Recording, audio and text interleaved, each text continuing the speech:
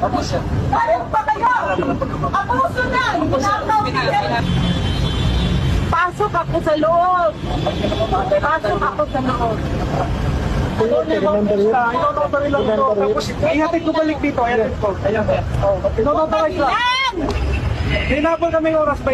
Notary lang! Notary! Notary lang. Notary lang.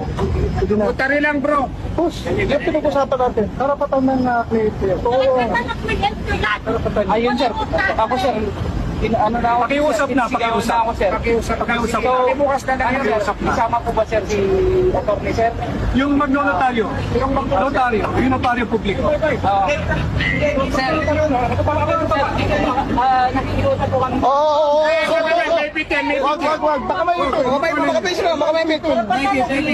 Presidente yan. Asahan ni Pirelli, pare. Huwag magpabayan yan. Notary lang. Pinag-usapan na yun.